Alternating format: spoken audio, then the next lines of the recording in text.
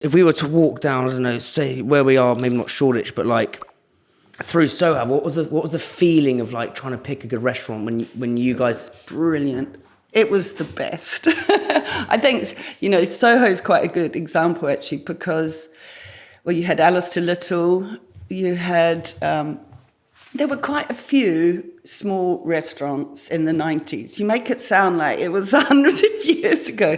Actually, I mean, there are more restaurants in Soho now, but there are no butchers anymore. Mm-hmm. There are no fish shops anymore in Soho. Patisserie Valerie was the most beautiful place you could imagine. And the waitresses had been there forever, and there was vinyl tables, and they'd have bowls of croissants, the best croissants. I mean, look at it now. Because of rollout and money and chains, there has been a death as well of a lot of vibrant small businesses. But, there was also the Italian, the crazy Italian restaurants. My father-in-law absolutely loved them, and a lot of people had their favourite Italian restaurant.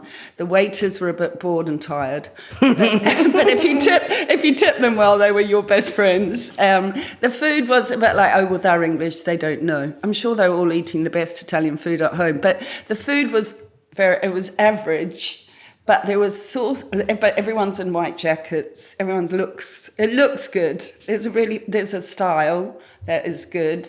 I mean, we had places like the Ivy, the Caprice, so that's very strong. Jeremy and Chris had really built that what is it? It's sort of glamorous. The whole of North London's coming down to the Caprice every day. There was good stuff going on. 192 in Notting Hill. There were restaurants like that, but I feel that the chefs, the cooking has got better, And now Soho has changed a lot, and we're not having. I mean, there was good things, but a lot of crap. There was a lot of shit.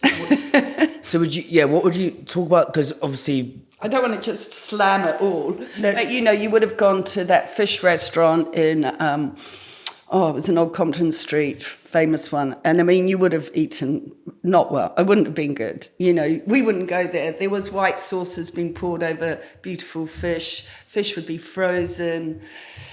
The bucket of flat leaf parsley, that was the sprig that you were going to put on at the side of everything. So everything was boned out. I think nowadays people would like a bit of boned out fish. They're sick of getting their fish on the bone. Yeah. I think there was something we're turning it back to a bit, but I think there was also a sort of naffness to food. It was a bit naff. That's what I'm trying to get to, because the perception around. I remember everyone around the world would say, "Oh, don't go to the UK for food." Like it's. Yeah, but it was, that people will still say that roast beef. Yeah. You say you're a chef in England, they say, "Oh, what do you cook? Roast beef?" You say, "Well, occasionally, yeah." There is a perception still that British food. I mean, London is now so varied and exciting that it's come up, and Mr. Dimbleby is right. But I think our food, it's about our food culture as well here. What is British culture? What is our food culture? And it is what Fergus brought. Fergus changed a lot, and it was really good timing. We were ready for a change.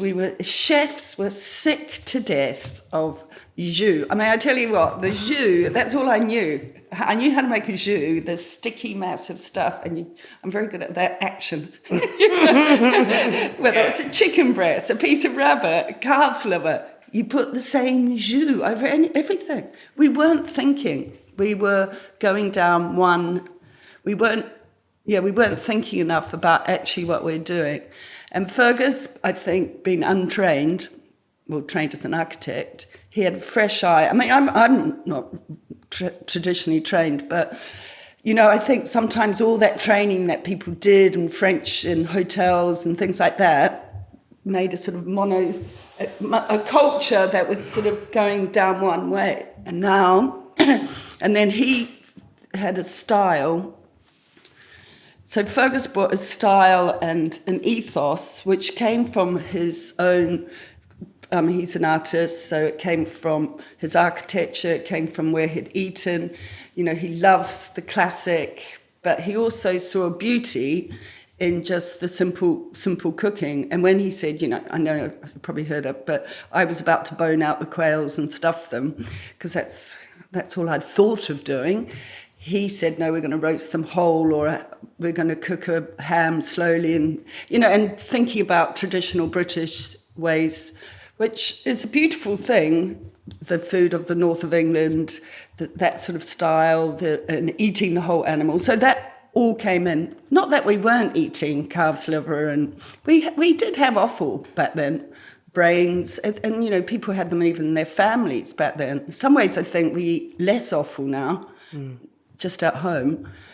But so that changed, and it was the right timing. And the book was it changed the way that people thought. It was a dynamic moment in thinking, oh, we don't just have to do that. We can look at our own cultures and get that out. So I think that has been an inspiration to a lot of people. What you said about it's almost you're going down this one route with this kind of traditional training, which was we're going, as you say, just kind of sick of making another juice or putting Jew over everything. Yeah. And you almost need a completely fresh perspective. So Fergus being kind of architect, and then that allowed you just to see things differently. And as you said, the book kind of was the seminal moment and the seminal book where it kind of did change the trajectory of things. Espressos is sponsored by supply chain software gurus Unleashed.